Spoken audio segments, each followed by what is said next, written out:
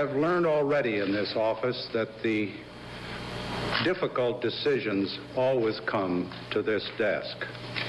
I must admit that many of them do not look at all the same as the hypothetical questions that I have answered freely and perhaps too fast on previous occasions.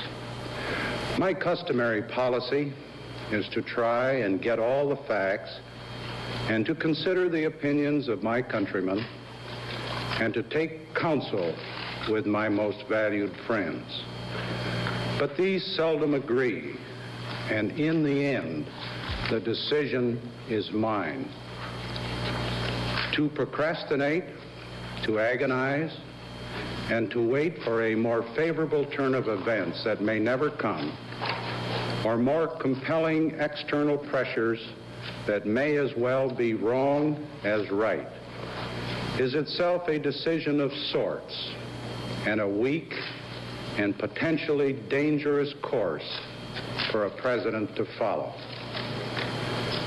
I have promised to uphold the Constitution, to do what is right as God gives me to see the right, and to do the very best that I can for America.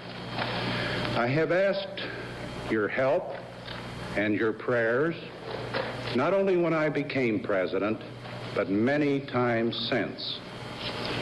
The Constitution is the supreme law of our land, and it governs our actions as citizens. Only the laws of God, which govern our consciences, are superior to it. As we are a nation under God, so I am sworn to uphold our laws with the help of God.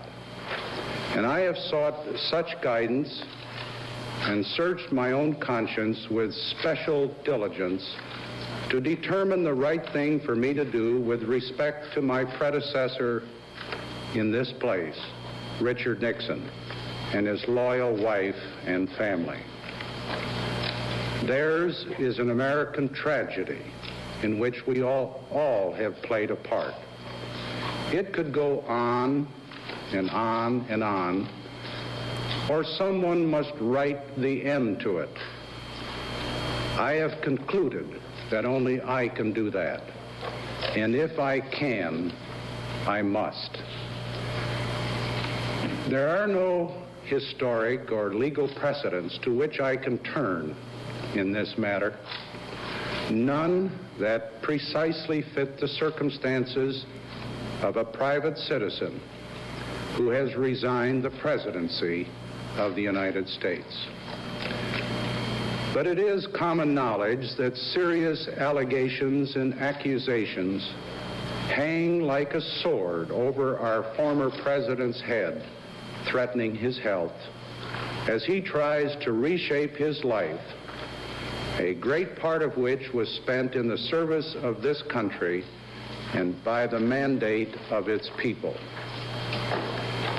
After years of bitter controversy and divisive national debate, I have been advised, and I am compelled to conclude, that many months and perhaps more years will have to pass before Richard Nixon could obtain a fair trial by jury in any jurisdiction of the United States under governing decisions of the Supreme Court. I deeply believe in equal justice for all Americans, whatever their station or former station. The law, whether human or divine, is no respecter of persons, but the law is a respecter of reality. The facts, as I see them, are that a former president of the United States, instead of enjoying equal treatment with any other citizen accused of violating the law, would be cruelly and excessively penalized either in preserving the presumption of his innocence or in obtaining a speedy determination of his guilt in order to repay a legal debt to society. During this long period of delay and potential litigation, ugly passions would again be aroused, and our people would again be polarized in their opinions. And the credibility of our free institutions of government would again be challenged at home and abroad.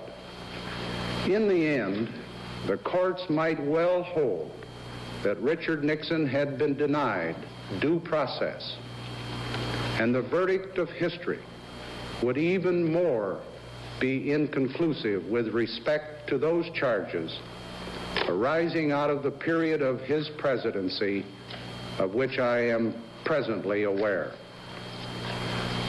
But it is not the ultimate fate of Richard Nixon that most concerns me, though surely it deeply troubles every decent and every compassionate person. My concern is the immediate future of this great country. In this, I dare not depend upon my personal sympathy as a longtime friend of the former president, nor my professional judgment as a lawyer, and I do not. As president, my primary concern must always be the greatest good of all the people of the United States, whose servant I am. As a man, my first consideration is to be true to my own convictions and my own conscience. My conscience tells me clearly and certainly that I cannot prolong the bad dreams that continue to reopen a chapter that is closed. My conscience tells me that only I, as president, have the constitutional power to firmly shut and seal this book. My conscience tells me it is my duty not merely to proclaim domestic tranquility, but to use every means that I have to ensure it. I do believe that the buck stops here, that I cannot rely upon public opinion polls to tell me what is right. I do believe that right makes might, and that if I am wrong, 10 angels swearing I was right would make no difference.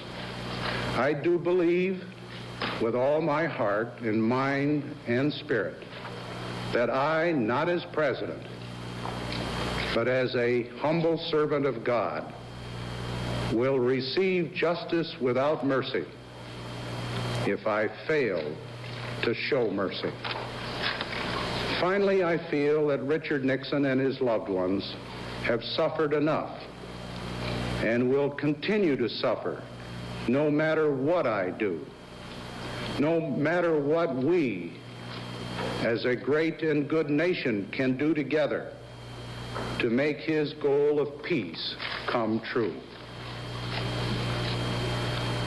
Now, therefore, I, Gerald R. Ford, President of the United States, pursuant to the pardon power conferred upon me by Article 2, Section 2 of the Constitution, have granted, and by these presents do grant, a full, free, and absolute pardon unto Richard Nixon for all offenses against the United States which he, Richard Nixon, has committed or may have committed or taken part in during the period from July 20, 1969 through August 9, 1974.